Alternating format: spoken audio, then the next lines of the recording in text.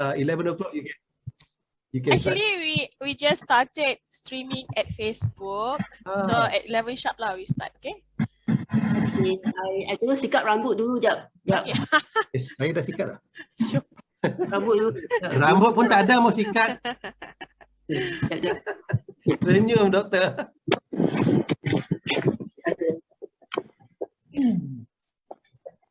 Okay, it's 11 sharp. Good morning. I think it's still morning now. It's still morning. Still morning, still. Still morning. Okay, welcome to Millennial on the Run live talk show. What's your forte? And my name is Farah. And today I have a special guest with me, which is Mr. Sharif Shamsuddin, which is a founder of Bushido Kaizen. And he will let us know on complex problem solving. What are the secrets and what we need to know? So Mr. Sharif Shamsuddin, over to you on introduction. Thank you, Farah. Bismillahirrahmanirrahim. Assalamualaikum warahmatullahi ta'ala wabarakatuh. Waalaikumsalam warahmatullahi ta'ala wabarakatuh. And a very good morning. How's everybody today? Good. Yeah. I hope everybody today negative, yeah? Yeah? Negative, yes. Kak?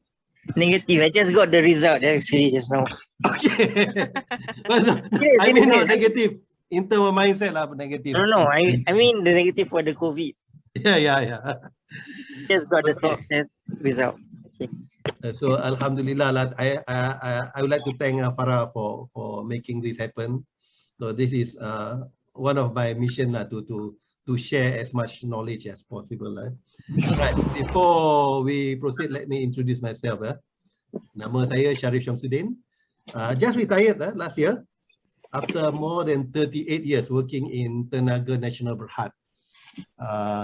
During my tenure in Tenaga Nasional, I was in the engineering department, technical, human resource, strategic, leadership center. And just before I retire, I was at ILSAS, the Tenaga National Training Center. During my tenure in TNB, I had the opportunity to ke belakang pula. Beg your pardon. Salah tekan. So I had the opportunity to work together with some world-class consultants like McKinsey, Boston Consulting Group, Renault UK. And now after retiring, I've set up my own company, Bushido Kaizen Training Consultancy. I have a few modules that I would love to share with everyone because my main aim is to give as much as possible because I pun dah 60 tahun. Okay, tak banyak masa lagi. So this is only my sedekah jariah to everybody lah. Alright, so I can cover topics under quality, Kaizen, strategic, performance improvement, business modeling, and soft skills. And I also do team building. Yeah. So tadi I borak-borak dengan one friend, siapa nama tadi? Daniel. Daniel, who also is a team building man ni lah. My academic qualification 2 alam ya. 2 alam. My certificate and diploma is in electrical engineering power, and my MBA and bachelor's is business admin lah. I have a few certification lah. This is among other things, some of the important ones like transformational leadership that I took from Chartered Management Institute UK, certified quality manager from US, yeah, and then we have the local values, Learncaster, and now I'm waiting to graduate lah from certified online trainer or training from UK. Okay, tuan-tuan perempuan, do you agree if I tell you every living thing will face problem? Betul tak? Betul. Betul Yes. Kan? Every living thing, Betul. including animal and plants. Talking about animal, I bela birds, parrots, be specific, yeah. And I had almost 20, and sekarang tinggal 2 je. Tinggal 2. You know why? Most of them escape. This parrot are very smart, you know, dia punya IQ level macam 2-year-old punya ni, and they can solve problem. Macam mana I lock my ni, dia boleh buka, dia boleh cari jalan macam mana nak escape. Dia try to open up the cage, try to bite this, bite that, and then at the end of the day, they manage to solve problem, dan dia cabut. Okay. Now, do you believe that using the right technique, I can read your mind? Boleh percaya tak? Okay. To prove this, I would need a volunteer. Siapa boleh volunteer? Anybody? Kalau tak ada, saya ni volunteer for you. Ada? Ada tak? Tak ada? Okay. Takut untuk Minda dibaca? Takut. Takut. Since Sandy dia takut, dia kata dia takut. Dia nak baca dia punya ni. Boleh Sandy Okay. Can you let me read your mind? Boleh? Okay. Okay, right. Now, Magic show time. I will show you some magic lah. Show time. Okay. There are a bunch of numbers here, Sandy.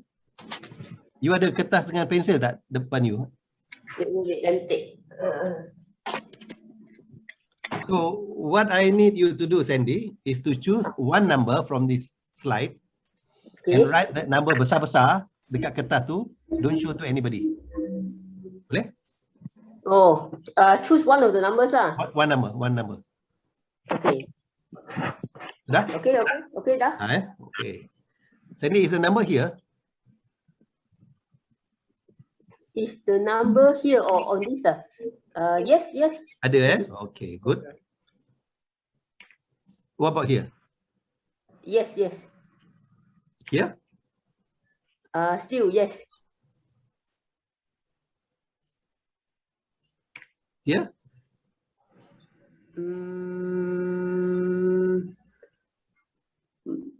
No. Tak ada.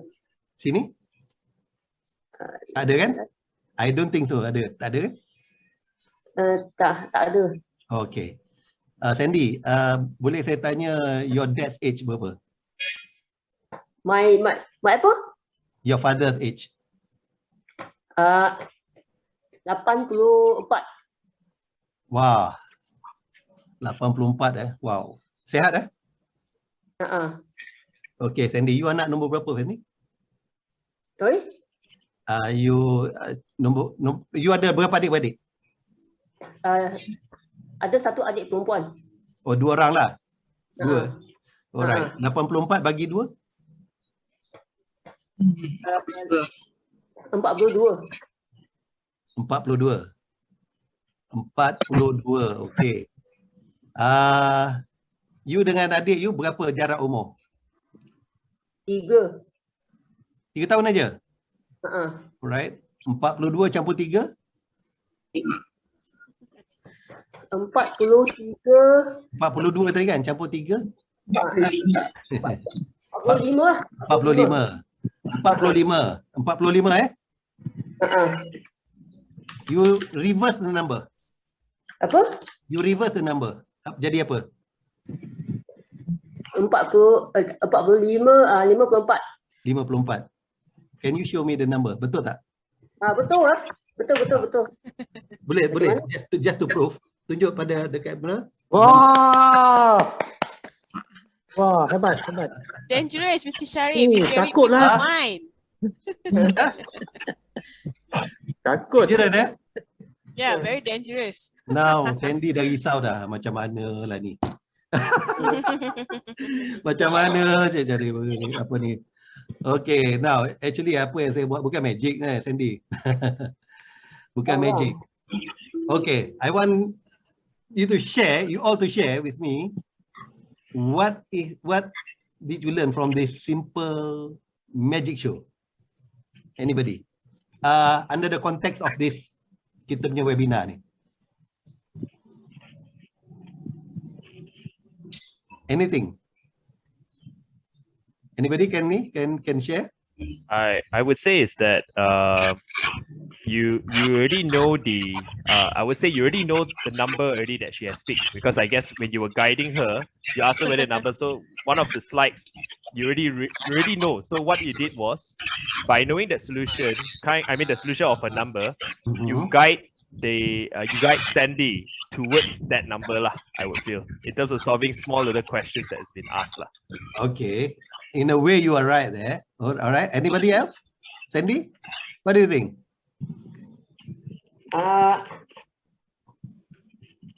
Not sure because it's too fast to. It was too fast, huh? Okay. Daniel, you are right, Daniel.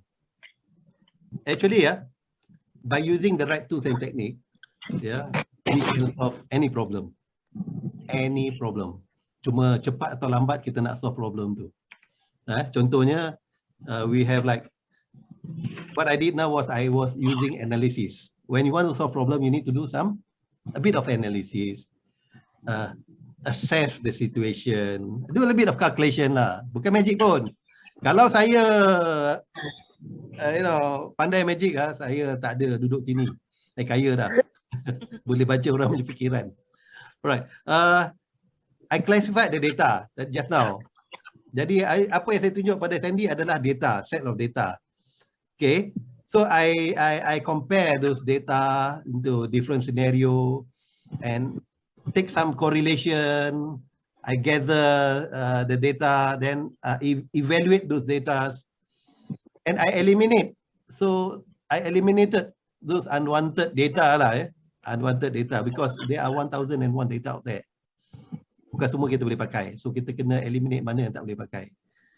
And also by asking the right question. If you ask the right question, you can solve the right problem.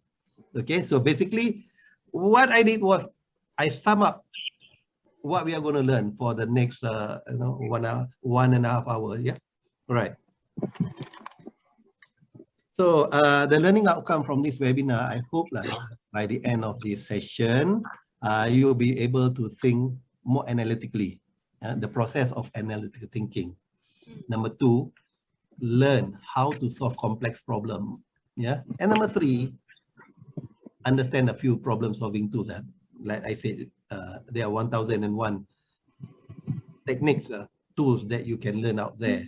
So what I'm going to cover is only a couple of techniques. Right. So what's in store for you? Actually, the whole course takes 2 days. 2 whole days. Yeah, these are some of the agenda or the content of the course. There are basically 11 modules for the whole course, and we start with module 1 about analytical thinking, the problem solving process, SysPath.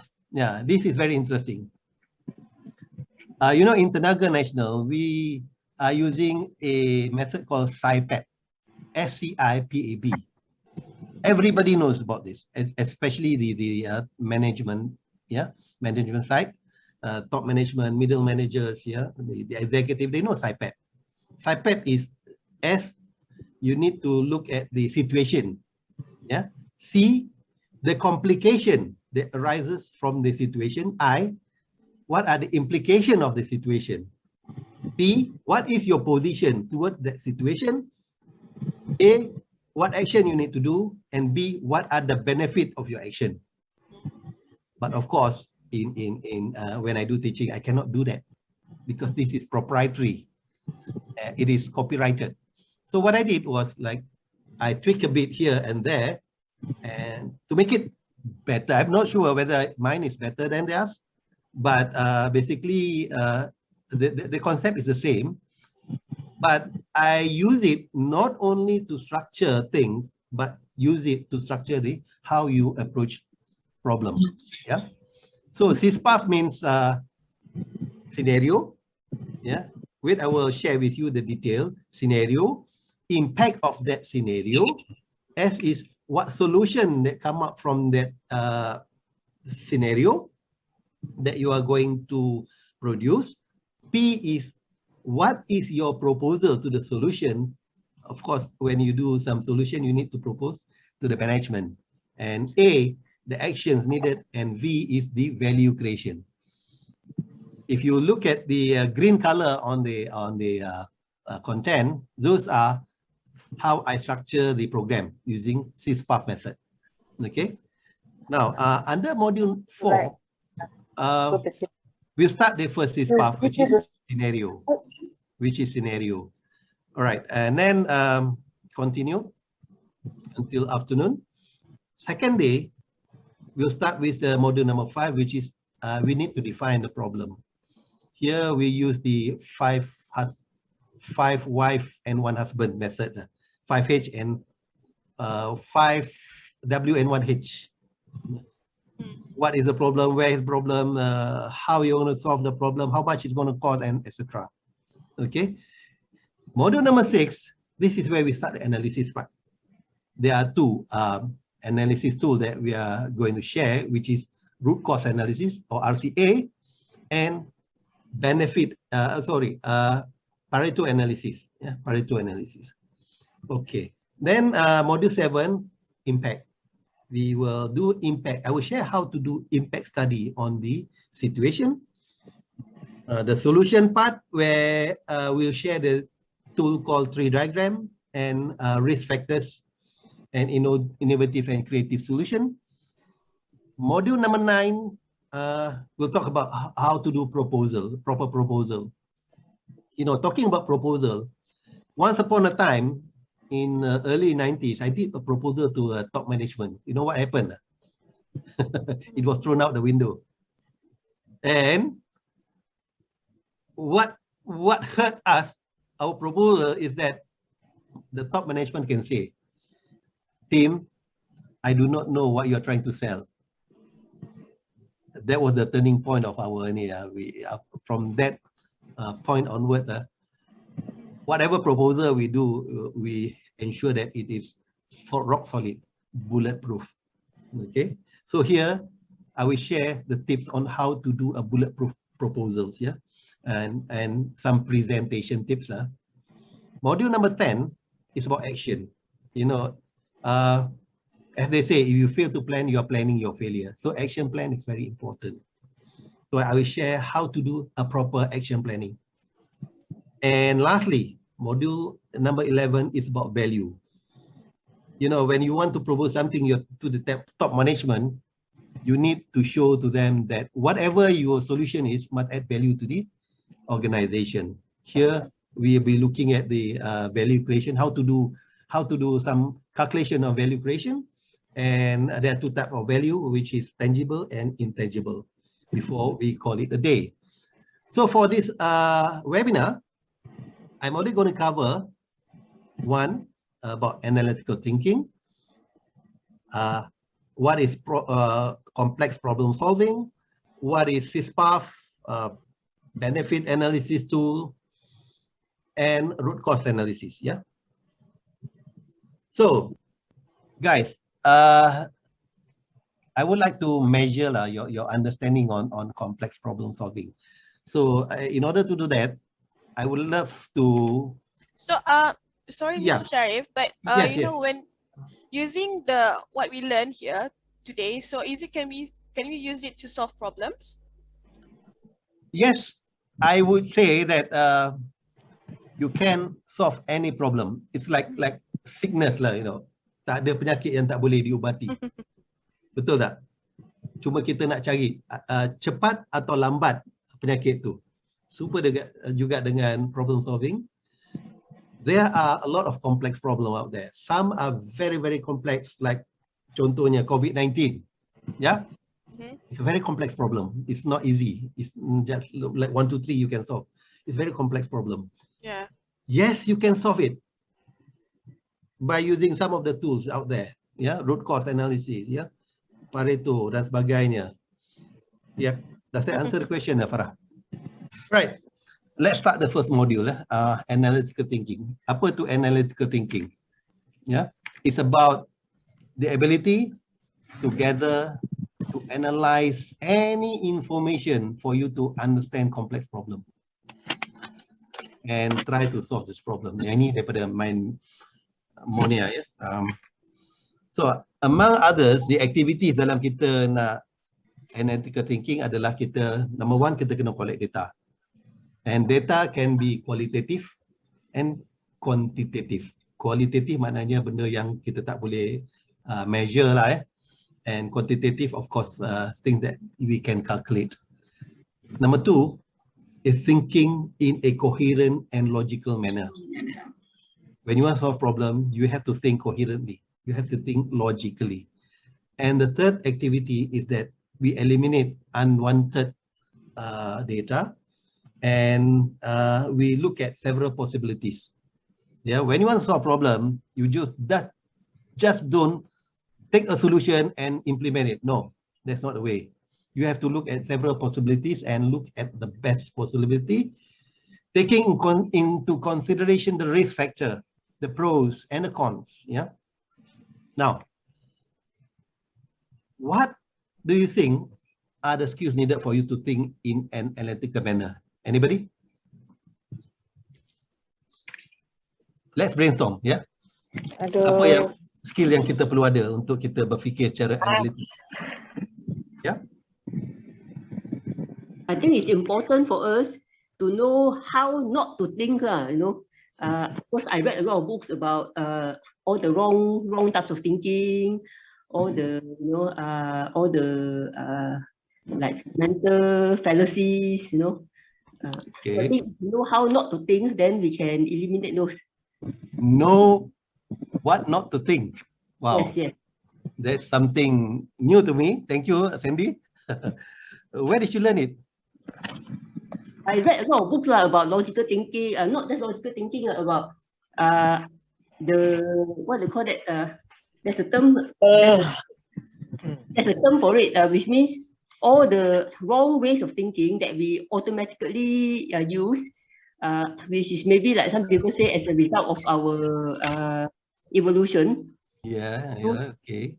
certain things like, you know, I think it's called there's a term for it lah. There's a term, I cannot remember what's the term, but it's something like a mental fallacy. Mental fallacy, yeah. Okay, I'll look Yeah, I'll look that up. fallacy. I think probably things like perception, wrong perception, you know. Yes, perception. Yeah. All right. Thank you, Sandy. Anybody else? What are the skills? What other skills do you need, Doctor? I put there, you know, sit, think, and write what are the mistakes that have been happening. To go through one by one, you know, why it happened, how it happened, you know, the cause of all the reasons lah. So you just like, you know, we call it the fishbone method. You know, I'm sure you know. So you know, because this one I used in procurement when I was in costing department, finance. We have a budgeted price, and then when the actual budgeted cost and actual cost goes up, we have to we do the variance report. And we go in details. For example, if the material price is the one that is causing the price increase, we go to the material. Material means, okay, is it chemical or components or packaging? Packaging, what are the packaging that has caused the problem? Okay. So I'm sure you are aware that the fishbone, we go in detail. So this is how we sit and write one by one, and where the mistakes, like just now you say, root cause analysis. Yes, the bottom of it, like, you know? So that's what I do. Okay, we are going to share root cause analysis after this. Yeah. Thank you. Anybody else? The correct term just now that I couldn't recall actually is a heuristic fallacy. Heuristic. Heuristic, yeah? H-U-E-R-I-S-T-I-C. Heuristic, H-E-U-R-I-S-T-I-C, yeah. Okay. Yeah, fallacy. It is a mental shortcut to solve common problems lah. Okay. All right. Let's look at what kata survey. Apa kata survey? Number one, the skill that you need is you need to have that analysis skill. Yeah. Remember I did the magic, no? I did some analysis lah. Senang baru dah tahu analysis, then senang kita solve problem. You need to do assessment, you need to do auditing, you need to do benchmarking. Sometimes the problem people dah solve dah. Tapi kita tak tengok apa orang lain buat. Contoh I give you an example lah. The COVID cases. Once upon a time, kita dengan Singapore were on par Betul tak? Yep. In fact, they were more. Their cases were more than us. Yeah. The last time I checked, sampai sekarang, only 55 people die from COVID in Singapore. As compared to berapa ribu? Almost What's the 20. last number? Almost 20,000, you know. I pun tak faham. Okay. Okay. Come on, let's benchmark what Singapore did. You can say lah, okay, Singapore senang lah, dia dalam satu ni. But of Yeah. course, there are things that they did right. Yeah, the cases pun very little. Yes. I tengok ke apa they did, they call it circuit breaker lah. Circuit breaker, kita panggil MCO, tapi dia punya circuit breaker very strictly enforced. Because why? Singapore is a fine country. Betul tak? Bukan fine in term of cantik. Sikit-sikit fine. Okay. So please do benchmarking. Whatever problem that you have, try to find out from other people what other people do good and just copy lah, adopt and adapt. So that skill is a must in thinking analytically. And then of course you need to do some little bit of simple calculation, classify data, collaborate. This is a skill also. Sometimes you cannot do it alone. You have to collaborate with other people and solve the problem together. Okay. Then compare. You need to know how to compare between different scenarios. Continuous improvement of the product and services. Yeah. Recognizing correlation between different set of data. Cost saving, data mining, decision making, diagnostic, evaluation of information, planning. Like I said just now, if you fail to plan, you are actually planning your failure. And number 17 is prioritizing tasks and problems. There are 1,001 tools out there. I'm going to share with you a simple tool on how to prioritize what you call it, problems. Which one you want to do first, which one you want to do later. And lastly, problem identification. Okay. So if you can do this, then basically you have the skill to solve problem. You have the skill to think in an analytical manner. Okay, let's look at module number 2, complex problem solving. What is complex problem solving? It's basically a process of breaking down difficult problem, complicated problem into smaller problems so that you can easily solve it.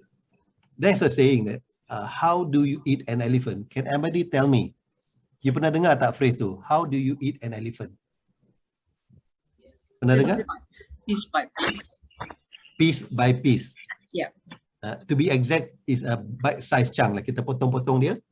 Ya, kita potong-potong daging gajah tu.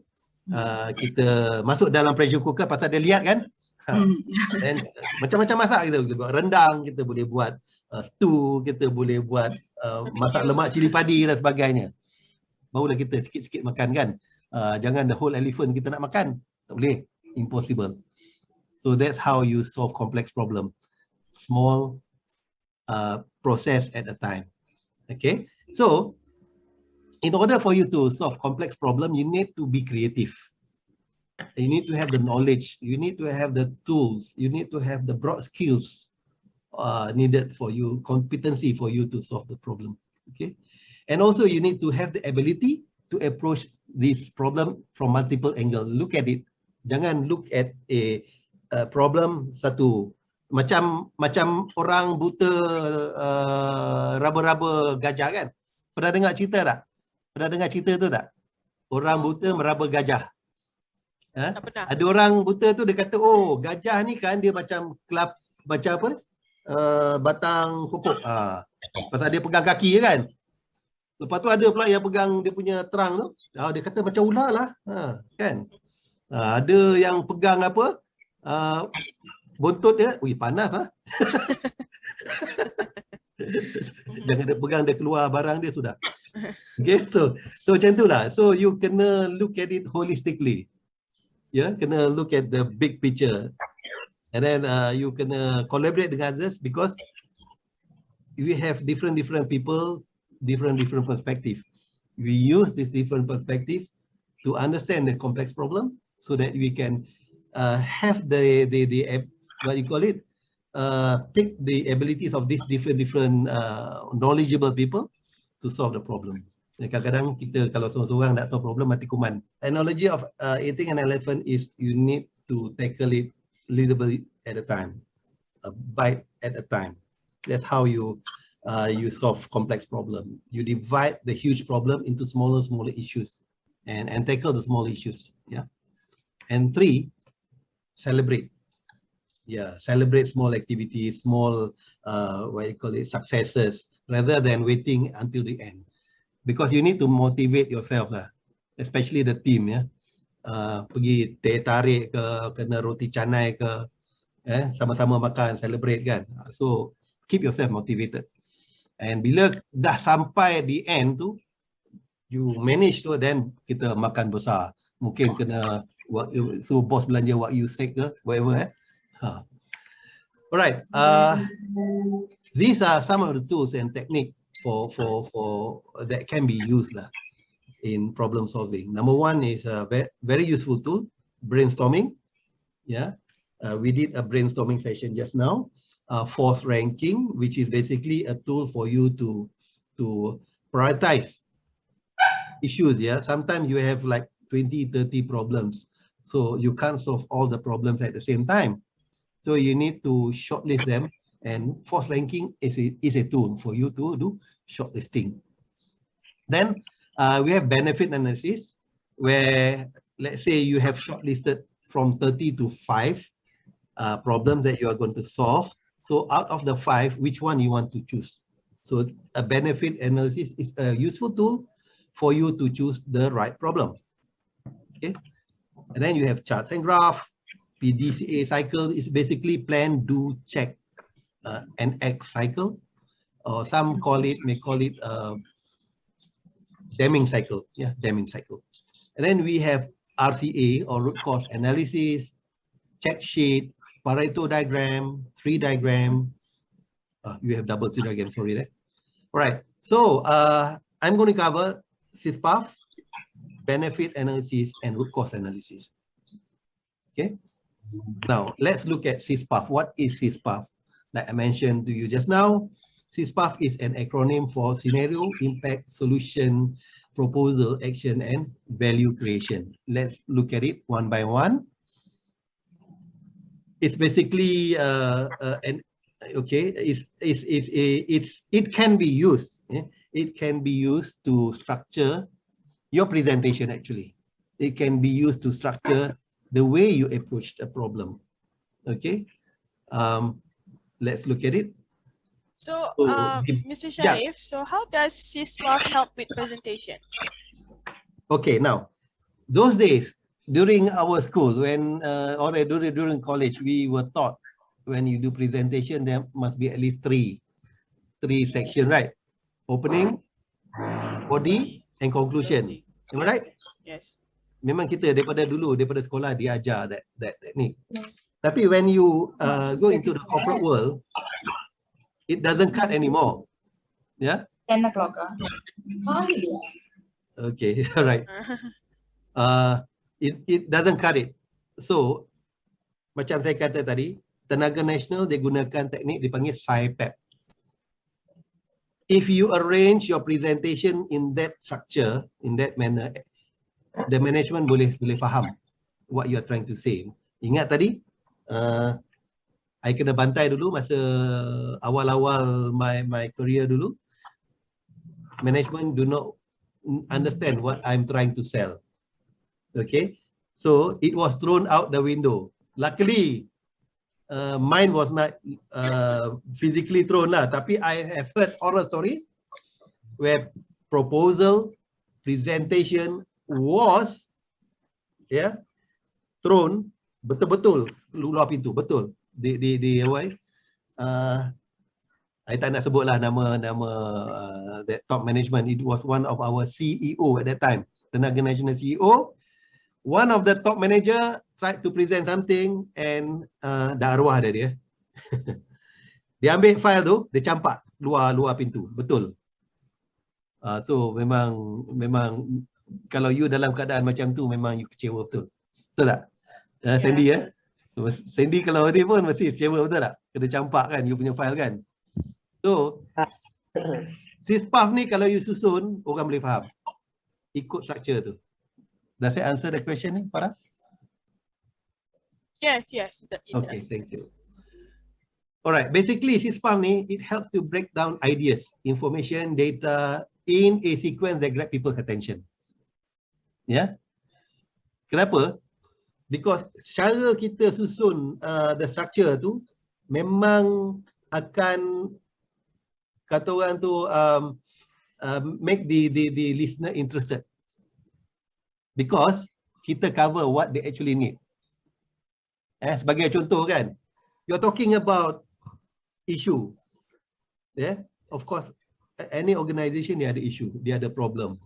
You're talking about how you're going to solve the problem, how you're going to approach the problem, how you're going to propose the solution, and yang paling cantik sekali, the value creation yang boleh didapati oleh organisation tu.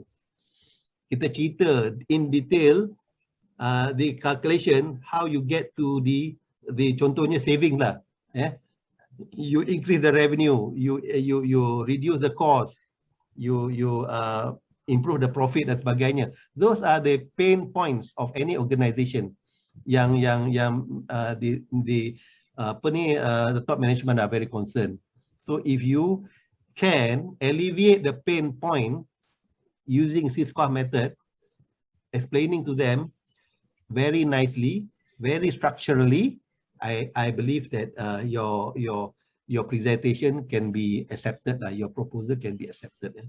Yeah. Okay, now let's look at scenario. What we discuss in scenario, okay? This is where we set the scene.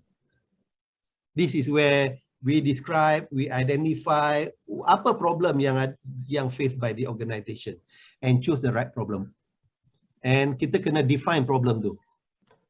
Macam saya katakan tadi, kita gunakan teknik 5W1H. Apa problem tu, di mana ia berlaku, kenapa ia berlaku, macam mana ia boleh berlaku, how much is going to cost the company dan sebagainya. And then here is where we analyze using the various tools yang saya katakan tadi. We gunakan root cause analysis, kita gunakan benefit analysis, kita gunakan Pareto analysis dan sebagainya. Okay. Then the second one is impact. Impact ni kalau kita tak buat apa-apa, if you do nothing, what would happen to the organization, to the company, to the department? Okay. This is the consequence if we do not take any action. And biasanya negatif lah benda-benda ni kan, impact kan. Kalau kita ada problem, mana ada impact yang positif? Betul tak? Cuma COVID aja yang impact dia positif. When you are COVID-19 positive, the impact is negative. Either you sakit atau you die. Yeah? Betul tak? And those who recovered, I tell you, there's a thing called long COVID. Pernah dengar long COVID? Ya, contohnya paru-paru you dah rosak tau. Paru-paru you dah rosak, let's say 50% dah gone because of the COVID. Even if you recover, seumur hidup you akan semput. Because 50% function of your lung function is gone, heart dan sebagainya. So the impact normally is negative. Things like reduction in revenue, loss in profit, loss in sales, loss in productivity dan sebagainya. Those are the impact of that situation that you are having right now. Okay? Now look at the third one. Solution. Okay, kita dah tahu scenario, kita dah tahu impact. We have to come up with solution. Yeah. This is where creative and innovative ideas come into play. Kalau boleh buat shortcut lah. Macam saya katakan tadi, do benchmarking. Tengok apa orang lain buat. Tak payah nak fikir-fikir. Kalau orang lain dah solve the problem, then you take that. Okay, then adopt and adapt to the organization. Otherwise, you make your own solution. You make your own creative and innovative ideas. Okay, right. Of course, when you propose something, you have to look at those what you call it, the risk involved, the pros and cons. Sometimes when you solve problem, you might create another problem. Okay, you have to be careful. If you do not do a proper analysis, and find the best option. Now the fourth one is proposal. You have come up with a solution. You have to propose to the top management. Kenapa kita perlu propose? Tak boleh ke kita terus implement? Ya, tuan-tuan dan puan. Probably to get fat. When you want to do the solution, you kena cari apa tu? Money. Budget, betul, exactly. You need Resources also. You need to have resources. You need to have a budget, you know. And of course lah, boss ada kan? Takkan kita nak terus terjah aja kan? Respect the boss. We also must look at the stakeholder, isn't it? Of course. You know, who needs what? There are sometimes other people are involved in your solution. Correct. Yes, so you have to look at the stakeholders also.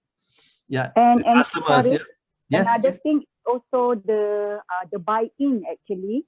You know, without their buy-in, it's very difficult for us to move. And when we have problem arises, we will not get their support. I give you a tip on buying in. You know, when you want to do the proposal, contohnya lah, top management kata ada 10 orang kan. Yeah. This is a trick that I learned from consultant lah. So what they did was like, kita approach yang mana yang vocal, then kita approach dia one by one, jumpa dia, kita cerita kita punya proposal tu lah. Kita bentangkan proposal dia one on one before the actual presentation semasa board meeting lah, contohnya kan. So kita dah dapat 2-3 orang kan, this vocal ni dia dah buy in kan kita punya idea tu. Bila kita bentangkan dalam board meeting, it will be smooth sailing, I tell you, seriously. Yeah. So penting kita kena main politik kat sini lah Bukan politik kotor tak ada politik lompat katak dan sebagainya. No, this is real politik dalam corporate world. You need to get buy-in from the people who are vocal, the people who makes decision. Okay? Right. Mr. Shari, I think that Mr. Daniel have a question. Anybody? Yeah, Syahir, I nak tahu for the proposal part, right? Is feedback also under there, or is under the solution? You get the feedback to come out with the solution, or when you do the proposal, then you get the feedback of the proposal. Where does feedback goes into? Okay, contohnya, I jumpa katalah Mr. Ali, one of the ni. Kita bagi dia proposal to the solution. Kita kata orang tu nak dapat buy-in daripada dia. Sometimes dia ada bagi feedback. And sometimes the feedback is valid. You are that? Feedback tu valid. Jadi kita boleh tweak kita punya proposal tu. Kalau something yang major tu, then susah sikit lah. Tapi kalau minor tweak tu, just imagine kalau I jumpa you, you bagi feedback and I follow your feedback. Masa dalam board meeting tu, agak-agak dia sokong you atau tidak? Of course dia akan sokong kan. Wah, dia ambil aku punya feedback kan. You know, these are political thing that you can do, psychological thing that you can do when doing the proposal. Yeah. So that means the feedback goes under the proposal stage lah. Yes. It can be prior to that. Okay. Prior, lagi bagus prior. Kan, masa kita come up with a solution, I would highly advise, before you do the proposal itself, approach these guys. Dapat pendapat mereka. Then it'll be more smooth sailing lah. So the chances of you punya file, you punya proposal campak kat luar, tingkap, will be very slim lah. Alright. So here, and I would highly advise you use the SISPAF method lah to craft your proposal. Senang, memang senang orang nak faham. Okay. Now, third one, of course kena ada action planning lah. Proposal is just a plan, tapi action plan you need to make it into something yang workable. So basically dalam action plan kita ada a few things that kita tulis lah. What needs to be done, who's going to do it, how much it's going to cost, how much you're going to save, and when is it going to be done. So jawab those important pertinent questions, then you are safe. The action planning. And finally the value. Ini important. You have to be thorough in your calculation of the value creation.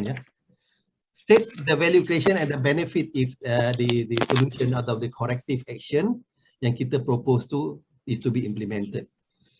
It can be in a form of tangible as well as intangible benefits. Okay, so far boleh follow Sis Puff? Do you think kalau you gunakan Sis Puff it will work? What do you think? Any comment? In Six Sigma, we call it the DMAC, something like that. But, DMAC, DMAC, yeah. Define, measure, analyze, improve, and control. Yeah. Okay. So different different method got different structure. Correct. Yours is expanded one. Yeah, this is a more about holistic. Correct. I should say. All right. Thank you. Mr. Sharif, Mr. Daniel have a question. Yes, sir. Anybody? Sorry, Cikgu Sharif. That's okay. Yeah, I nak tahu is like when you comes like you say intangible, right? How do we measure intangible in that sense when it comes to so Daniel, that's why it's called intangible. Something that cannot be measured. Correct. Something that cannot be measured. Contohnya customer perception. Yeah, so kalau like we propose to macam team building, right? We always go on a basis of intangible, macam you get effective mindset yang semua ni when the proposal stage to like let's say to the CSAC, right? Semua, how does that bring to more validity on the intangible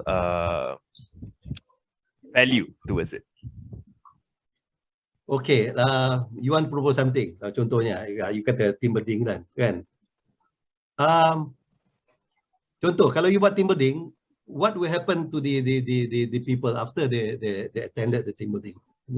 Normally, what I think you measure? Yang intangible. Yang of course is like team bonding, different mindset, open up their minds. Yang so those are intangible things that you can, and there are ways you can measure them. Contohnya kita buat simbol lah, happy. Kan, very happy kan, just make them tick. Boleh juga kita boleh ni, tapi benda tu lebih pada perception rather than measurable. Okay, boleh? Does that answer the question? Yeah, because kadang-kadang is like when we propose kan is like the team building is not done yet, so the proposing stage yang tu yang nak tunjuk lah how do you define, because kan like the perception sometimes is like team building je is a waste of time atau main game je. So it's that yang sometimes I struggle lah yang kalau nak buat the proposal of especially the CSAC segment semua, yang tu is I always feel is a big challenging because they want some form of measurement, some form of macam mana, you know, how do you define by this in terms on the breakthrough of the company, you know, in terms of the progression semua lah. That's why I kalau buat team building, I prefer team building yang ada take home rather than huha-huha. There are two types of team building. Satu huha-huha, happy-happy, main gendang lah apa semua, nyanyi-nyanyi, huha-huha, hurai-hurai. Then balik, mungkin 1-2 hari, okay. Lepas 1 minggu, dah back to square one. Okay. When I design team building, I design something that they can, I kata take home lah. Benda yang dia kena ada homework. Yeah. Contohnya, I've done several, I think more than a dozen team building. I call it preferred future, creating your desired future, where I combine between team building dengan coming up with initiative that would help their mission and vision statement. Maknanya lepas dia habis team building tu, they have to come up with teams, several teams. And each team are responsible with initiative, and there will be form of measures. Contoh dia KPIs. Okay. Before. Tapi yang ni lebih mahal sikit lah Bukan team building biasa dia orang bayar ciput aja, kita pun wah-wah lah. Tapi kalau they want that, kita ada coaching. Lepas tu after the session, there be coaching session where we do coach this team on how to achieve dia punya desired result lah. Dia punya contoh KPI lah performance. I have a program called performance, the secret to performance, the secret to achieving high performance. Itu contoh-contoh yang kita boleh buat embed dalam kita punya team building, rather than yang biasa-biasa seronok-seronok lepas tu main lumpur, buat rakit apa semua. Itu biasa. Itu biasa. Tapi kata orang tu ada juga baik benda tu sebab apa? Ia boleh release the tension lah. Tapi kalau betul-betul nak measure benda yang tadi tak boleh, susah nak measure. Tapi kalau kita buat design di team building yang boleh help with your organization pains and gains, then it would be more meaningful lah to me lah. Okay, Dana? Boleh Alright. Thank you for asking the question. Alright, let me proceed with a little bit of testing your apa kata orang tu? Eyesight. Eyesight satu. Your mental skill. Okay. Now, dekat sini ada a bunch of white balls. Can anybody tell me the correct number of white balls on the screen? And some are hidden, I tell you. Okay.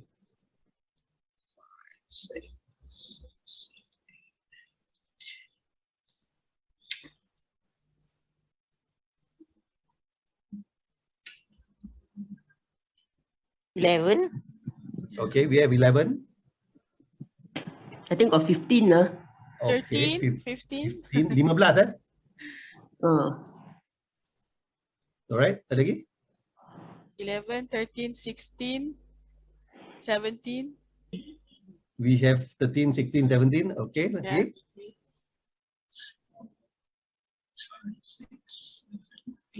18. 18, alright. Good.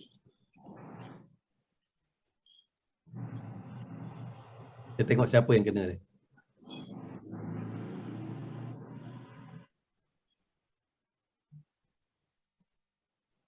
Come on. Don't worry, if you got the wrong answer, I'm not going to penalize you.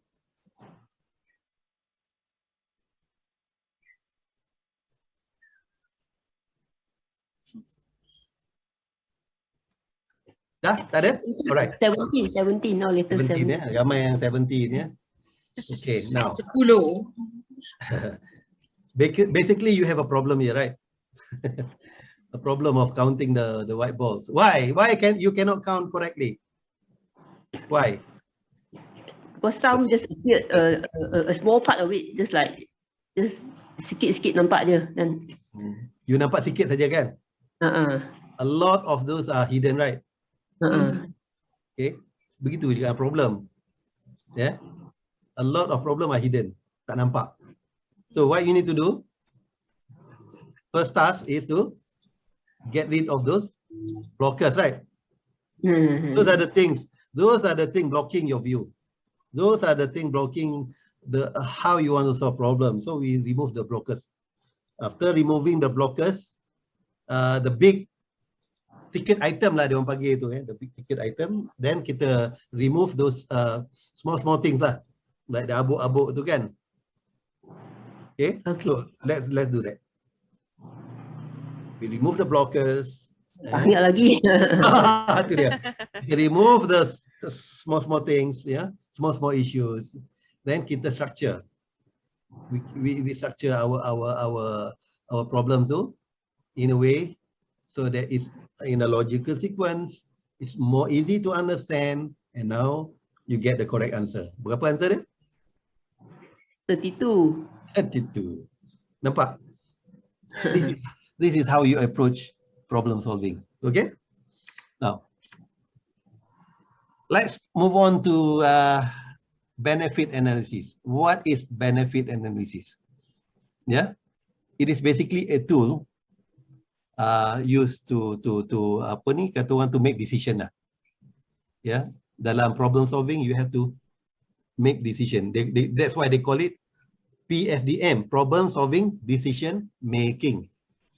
Okay, so contohnya katalah kita nak beli kereta. Contohnya kita nak cari kerja, kita nak beli rumah, kita nak pergi vacation. Problem tak tu? Semua tu problem kan? Kita kena make decision. So we can use this to make decision. And when you want to make decision, there are few criteria that you have to look into. Yes. Things like the cost, saving, profits, whether that problem is easy to implement, whether it is very serious, image, revenue, economy, affecting, whether it is cheap to implement dan sebagainya. So these are the criteria that you can ni. And ada orang tanya, can you use this benefit analysis to solve personal problem? Yeah. I mean, So apart from corporate. So Yeah, can we apart from use it corporate, and personal life. kita boleh gunakan untuk solve personal problem. Siapa dekat sini belum kahwin? Very sensitive question. Farah, Sandy, ada lagi tak yang belum kahwin? Daniel, Dana dah kahwin dah? Dah hilang Dana. Shui. Okay. Now, kita boleh gunakan tool ni untuk cari jodoh. Percaya atau tidak? Okay. I will prove to you. You boleh gunakan tool ni untuk cari pasangan you. Okay. Ini kisah, ada satu kisah lah kawan saya ni kan. Dia nak kahwin. Banyak girlfriend dia tu. Dan dia tak ada masa nak ni lah. So dia minta saya tolonglah macam mana nak which girl that he should marry. So 5 daripada girlfriend dia ni celebrity. Dia ni taste dia tinggi lah. Dia suka celebrities. Okay. Jadi antara bila dia dah shortlist kan, dia gunakan force ranking, dia shortlist. Saya dah bantu dia lah untuk, dia ada ramai girlfriend tu. Ada I think roughly about 20. Jadi shortlist to 5 people. So antara mereka adalah Dr. Vida, Ayano Moon, Sajat, Nur Sajat, Nilofa, masa tu Nilofa belum kahwin Sabian. and Sabian. And dia ada kriteria yang dia set lah. Dia kata, Syarif, ada 3 benda lah aku nak tengokkan lah. What was he doing, Syarif? Yeah? What so many girlfriends? What was he doing? What was he was surprising, you know, with all the celebrities liking him must be either, you know, rich or somebody in the industry lah. Tak tahu juga. Dia pun dah tak nak cerita lah. Okay. Okay, so the kriteria dia alim, cantik dan kaya. Yeah, alim, cantik dan kaya. Pious, beautiful and rich. Dah lah taste tinggi lah, nak selebriti, nak orang kaya lah tu, nak cantik. Okay, tak apalah, itu dia punya kriteria kan, kita ikut je lah kan. And tiap-tiap satu kriteria tu dia bagi different weightage tau. Ya, dia tak sama weightage ni. Maknanya nombor 1 is mesti pious lah. So any points yang dia dapat dalam piousness multiply by 3. Multiply by 3. In term of beauty, multiply by 2. In term of rich, 1. Maknanya 3 criteria, 3 different sets of what you call it, the weightage lah. So after doing some research and perception studies, he came up with this table lah in the next page. And we are going to use the table to help him find his the wife of his dream lah. Yeah. So the job is to help my friend choose the bride. Now, these are the what you call it, the calon isterinya lah. Nilofa kan, Sajat, comel tak Sajat? Tapi malangnya Sajat now missing in action because Jabatan Agama tengah cari dia. Oh my God. Dr. Vida is the one, the what called beauty product lady. Yeah, yeah, yeah. She's Yes. a beauty Yes. product punya millionaire. She also was one time president of Kelantan football. Oh yeah, yeah. Oh. Manager. She sponsored Kelantan football team. Football, yeah, she was a manager. And then they were forced to wear pink. Okay. Yeah. I heard recently she got married. Not No, yet, no, not yet. No, she's still About to get married. content. Someone who is a lot younger than her. Not your friend lah. No, he didn't get it. He didn't get it. Okay, then. And not necessarily he gets what he wants, you know. Oh These are yeah, just true. proposal only. True. And then we have this beautiful Korean Muslim convert, Oh, Ayano Moon. Wow. Very beautiful, really. Okay. And then we have Nisa Sabian, an Indonesian singer. Okay. Now, these are the data that collected, and the point table. If you look at the top, yeah, the points given are 1, 2, 3, 4, 5, and let's say in terms of richness, anything less than 100K owned by these girls, dia bagi 1 markah. Anything that more than 5 million, 5 markah. And in between are ranges, 100 to 499, 500 to 999, 1 million to 5 million, and so forth. So far, boleh follow? Yeah. Boleh? Yes. Okay. Now look at Dr. Vida 100 million. Yeah. Oh, okay. Okay. Ada sikit kata orang tu, these are falsified data. Okay. Just example aja lah. I thought she's very Nanti ada pious. pula yang marah saya. Mana kau tahu harta dia berapa? Tak ada. Just example aja. Okay. Dongeng ni, jangan percaya. Okay. In term of beauty and piousness, itu perception. Yeah. Macam Daniel cakap tadi kan, benda yang kita perceive. So dia ada okay. Kalau okay je, 1 point lah. Tapi kalau dia punya beauty tu macam supermodel, dia bagi 5 point lah. In between tu, pretty, very pretty, extremely pretty dan sebagainya, 2, 3 and 4 points. Okay? Boleh Alim pun sama juga. Kalau too social, 1 point. Dan kalau amat alim, extra pious, 5 point.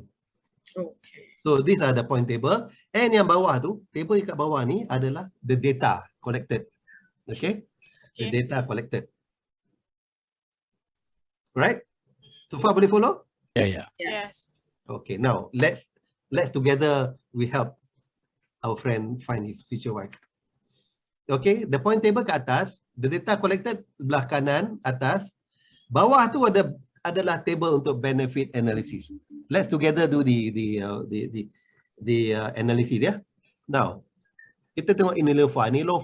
In term of piousness, kita bagi dia berapa point? Cuba tengok data collected tu. Pious dia apa? Pious kan? Yeah. 3. 3. Pious kali dekat sini banyak pious. Oh, 3 point. Okay? 3 point kan? Tengok weightage kat atas tu kali 3. Yeah. 9. So 3 kali 3? 9. 9. 9. Yep. The bracket is the one, the actual calculation Yeah. Yeah. The Okay. 3 is the point. Kita tengok dari segi dia punya, kita tengok sajat lah Sajat pretty. Berapa point? 1 je. Sure. Pretty. Oh, Pretty. 2. 2. 2. So total point berapa dia dapat? 4. 2 kali 3. 6. Dua kali 2 apa? Ni 2 kan? Beauty is 2 what? 2 kali 3. Oh, sajat. Sorry. Tadi pious Yeah. Tadi pious now beauty. Beauty here. 1 maknanya dia too social lah So 1 kali 3, 3. Okay, now kita tengok Dr. Vida. Dia kat mana? Dr. Vida not pious. 2 kali 3, 6. 2 kali 3, 6. Betul? Ayano? 4 kali 3, 12. 4 kali 3, 12. And Sabian? 3 kali 3, 9. Okay, now. Sampai sini everybody can follow tak? Can. Can. Boleh Yes. Kalau tak ada, kalau tak faham cakap ya, jangan senyap saja. Memang Malaysian culture, kalau tak faham kadang-kadang dia senyap saja. Okay. Alright. Now we look at beauty. Sorry, Encik, where you Doctor. get this Sabian 3? Where you get 3? Where do you see? You look at Sabian. Yeah. Pious. Extra pious. Here. Can you see the cursor here? Pious. Oh, okay, pious. Okay. Pious, 3 points ini. Oh, okay. Then you 3, weightage time 3, you get 9. 9, okay. So just Okay. pious here lah. Okay. Alright. Now, we look at beauty. Beauty Niloufar. Niloufar dekat mana? Dia very pretty kan? Yeah, 4. Very pretty, berapa point? 4. 3 kali 2 Tiga. Doktor, dekat table ni. 3 kali 2. But very pretty mean just now you say very pious 4? Now, pious different, pretty different. Oh, okay. Dia ada two criteria. Okay, 2. Very pretty dekat sini. Doctor, can you see the cursor? Yeah. Well, I can't see. I can see. You cannot see my cursor. Can you? No. Oh, okay. Now there. Okay. Okay. Okay. Very 3. pretty kan? Okay. That one 3. Okay. So the point is 3 here. Okay. Boleh? Yeah. So 3. Mananya 3, the weightage is 2. 6. So the answer is 6. 6. Okay. What about Sajat? Sajat. Sajat 4. Pretty dekat mana? 2 kali 2. 2. Kali 2 is 4. 4. and seterusnya. Okay? Okay. Kaya. Berapa kaya? Niloufar, berapa duit dia? 3.5. 3.5 million. 3.5. Dekat mana range dia 3.5 million kat sini? Alah, 4. Baik. 4 between 1 to 5 million kan? Yeah. Betul? Ini more than 5 million kita dapat bagi dia 5 So it's point. 4. So 4. 4. Tapi 1 times 4. tapi dia punya weightage is 1. Yeah. 1 times 4 is 4. 4. Okay? Dan sebagainya. Okay. Right? Okay. Now, what you need to do is just calculate the total Add lah. points. Add. Contohnya Niloufar, 9 9 plus 6 plus 4. 19. 9 plus 6 plus 4, berapa? 19. 19. 11. 11. 13. 13. Okay, correct. 22. 22. 13. 17. 17. Yeah. So, dalam banyak-banyak, siapa calon isteri dia? Ayano. Ayano. Nice choice. Nice choice. Kalau aku bujang pun aku pilih dia. Betul, serius. Alright. Now, let's go to the analysis part. The fishbone diagram. Yeah, sometimes they call it root cause analysis, sometimes cause effect analysis, some they call it Ishikawa analysis, some they call it fishbone. Basically, it's RCA lah, root cause analysis, and it was introduced by Dr. Ishikawa from Japan in the 60s. Yeah, and normally he takes 5 elements: man, machine, method, and material. And add another one, environment, to the what you call it, analysis. So on it is the convention is the problem should be on the right side, and the arrow should be towards the problem, and each element the arrow pointing towards the main arrow. Okay, let's look at an example here.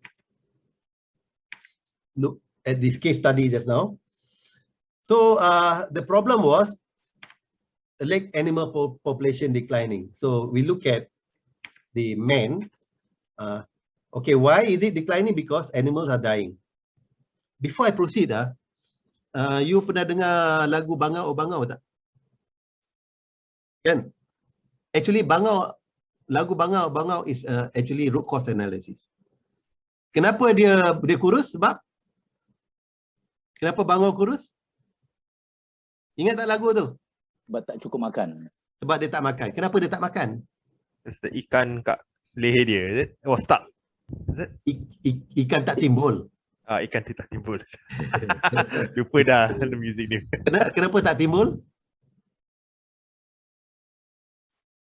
Rumput panjang sangat. These are why question. Yeah? Why question. There are a lot of why. Sometimes they say, okay, you ask 5 why. No, not necessary you start at 5 why. Sampai you cannot answer. So last dia kata apa? Katak panggil hujan kan? Kenapa katak panggil hujan? Sebab ular nak makan katak. Betul tak? That ular tu adalah root cause of the problem. Okay? And you tahu ular tu problem. Root cause. Macam mana kita nak eliminate ular tu? Anybody?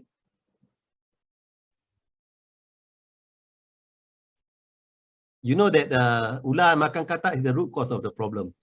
Ular makan katak panggil hujan dan sebagainya. So you know that ular is the root cause. So what do you do with the ular?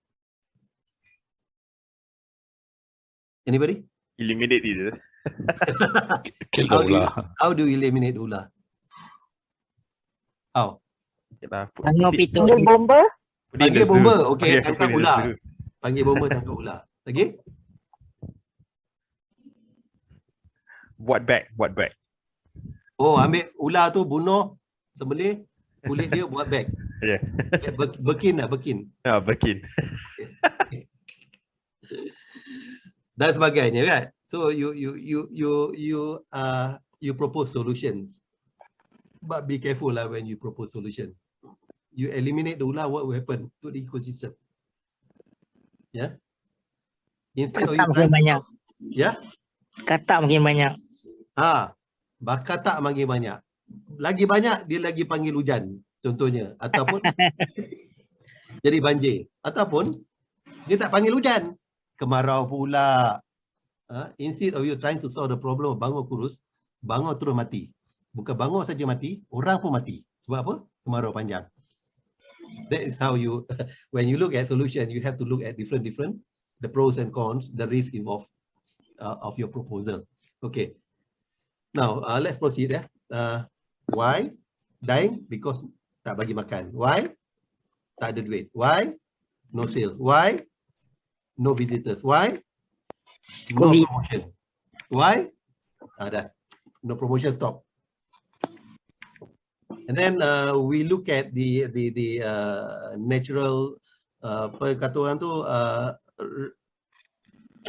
on method, lack of natural food source. Okay, why?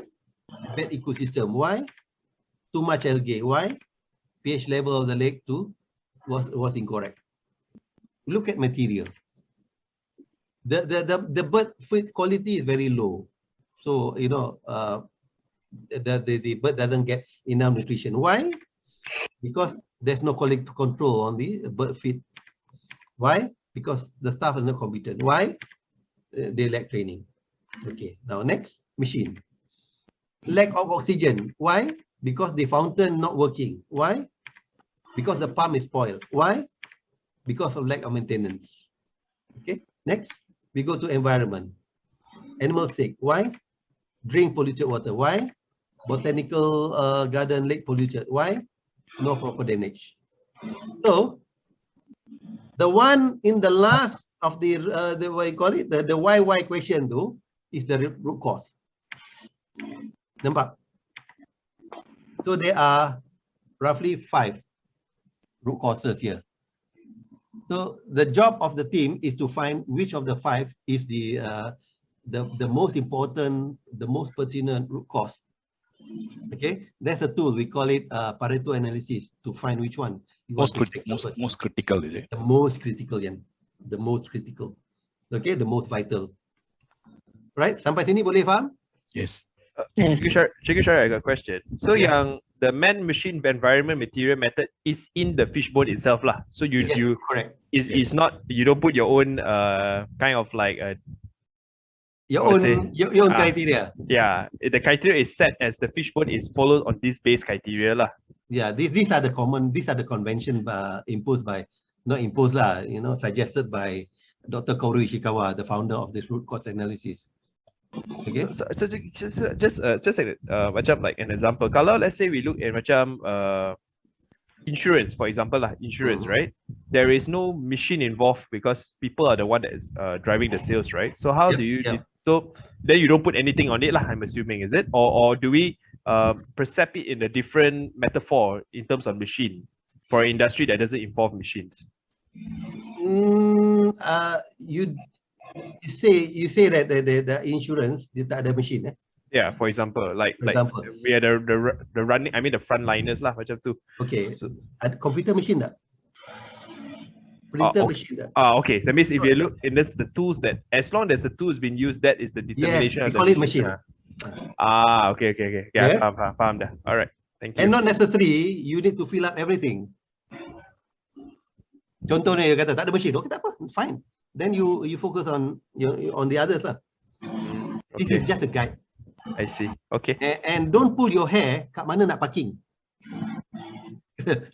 Betul tak? Sometimes dia kata, nak parking kat man ke, machine ke, nak environment ke? No, tak payah nak pening-pening kepala. You just as long as you ask the why question, it's okay. Nobody is going to check whether your parking is right. No. Okay, this element are meant as a guide. Sometimes you can have your own element. If you think it's very vital, it's critical, you can put your own element instead of the man, machine, money, method, environment. Okay? Boleh? Okay, kita tak ada masa untuk buat exercise. This is another example lah. High road cause accident in Malaysia. Okay, banyak tau. Kalau nak ikutkan root cause analysis, dia very detail and dia punya tulang tu macam tulang ikan terubuk. Bukan macam ikan merah ke, sikit tulang. No, ikan terubuk, ikan parang. The more the root cause that you analyze, the more accurate it is. Itu nampak tu. How would you know when is the end actually? When you cannot answer the question already. but mungkin is like you haven't found the problem to it lah, but then you just keep it as that lah, as the gauge lah. Sometimes there are things within your control. Something that is not your control, you stop. Contohnya kan, the one in reds are the things that you cannot control.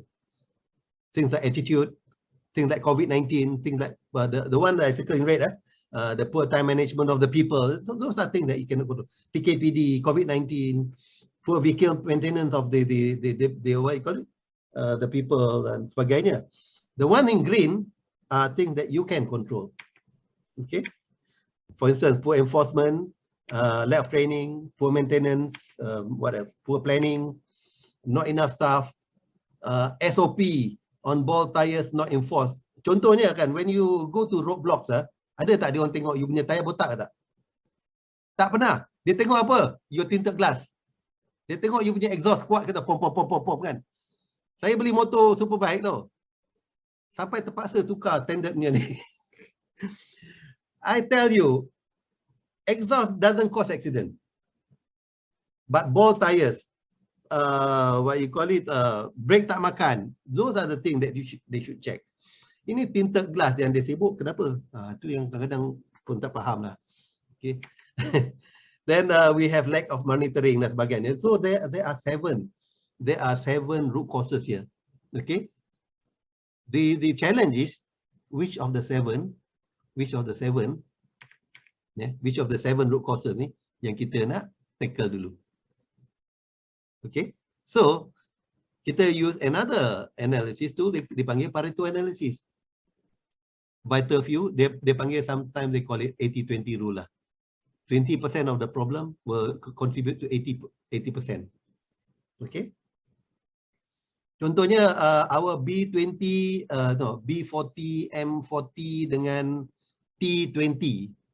Kalau you tengok properly, those are Pareto, you know. Yang kaya 20%, betul tak? Kayangan, golongan kayangan itu 20%. Yang biasa-biasa dengan yang miskin 80%. So that is basically 80-20 rule, Pareto principle. Okay? So you have to do Pareto analysis to find which of the root cause is contributing to the most of the accident rate in Malaysia. Yeah. After that, katalah you dapat cari 1-2, then you use 3 diagram, 3 analysis to to propose solution. And then when you propose solution, you have to look at the risk, you have to look at creative solution, you have to propose the solution, you have to do action plan, you have to calculate the value creation. Okay? So far boleh follow up? That is the sequence on how you want to solve the problem. To conclude, kita dah sampai ke ujung, dah 2 jam I target 2 jam. To conclude, by having deep knowledge of complex problem solving and analytical thinking skill, staff, anybody will be able to solve problems in their organization, whether is it organization or maybe a personal problem. Kalau organization, they can improve process, they can help improve productivity, they can help improve the revenue, they can help reduce costs. And at the end of the day, when you want to do business, you want to make money. No point kalau high revenue, tapi kalau tak ada profit tak guna. You want to get profit, maknanya your punya revenue kena tinggi, you punya cost kena rendah. So the higher the gap, the higher the profit. Okay. So what I have shared with you is basically how to do analytical thinking, what is complex problem solving. I shared with you SysPath method and benefit analysis and root cause analysis. Okay. What's next? Actually, apa yang kita belajar, saya share dengan tuan-tuan puan-puan cuma sedikit saja. Okay. What you need to do is you take your knowledge, balik practice.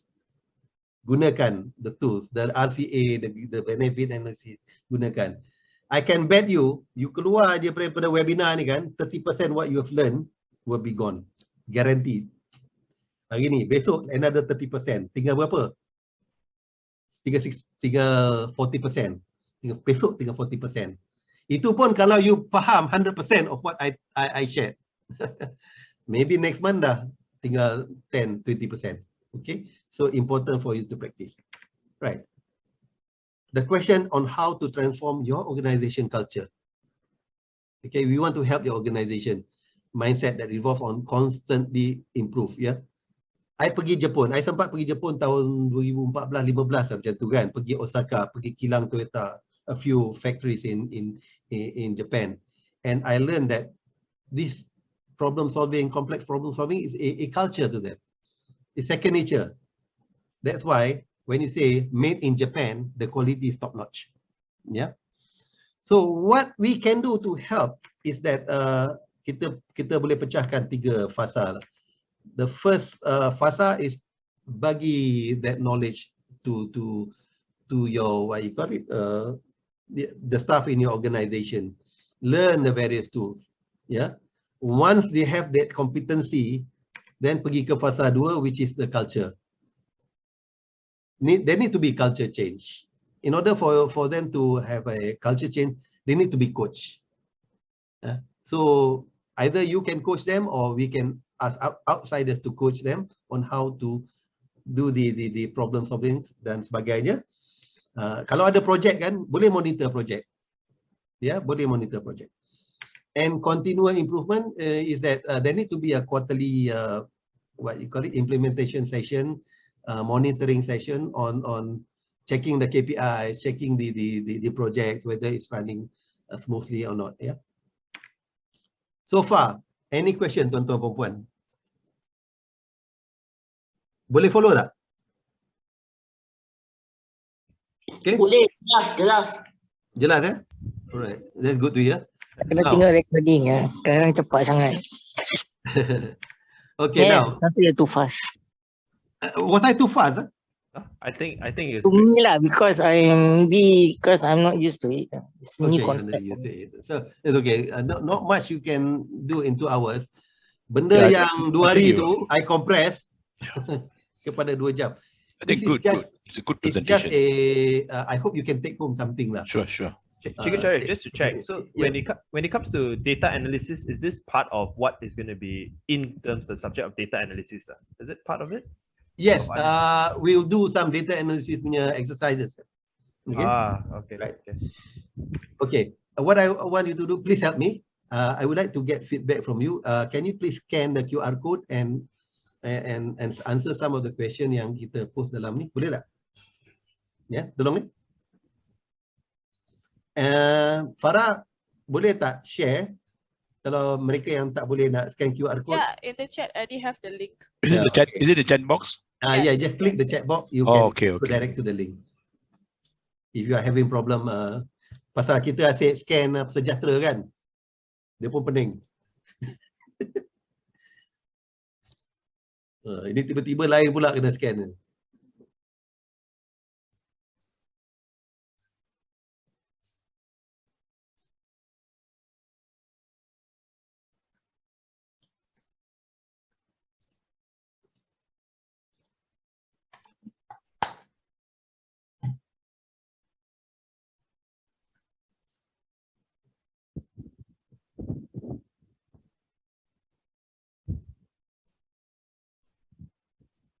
It doesn't take 5 minutes lah, just kejap klik. Dia cepat dah habis nampak. Habis. Tak guna phone je. Best student tu lah. Dia yang first yang solve problem tadi. Tak ada. One day we can collaborate lah. Saya pun buat team building tau. Boleh. I'm always open for collaboration. Yeah, I'm selling my house lah. Lepas ni kita boleh chat lah. Really? Bina, kat mana? I'm selling ni. I duduk sekarang ni, I nak jual. Yang mana? Kat mana sekarang you duduk? Seremban tu. Oh, Seremban is a good market lah. Very good market. Yeah. Boleh lah. Nanti DM tepi lah. Boleh. Well, I can't find. Doctor, you have problem lah? Suddenly missing already lah. You click the link, you tak boleh masuk ke? I tadi boleh masuk. Okay. Now I managed to have to repeat it lah. It's okay. Okay.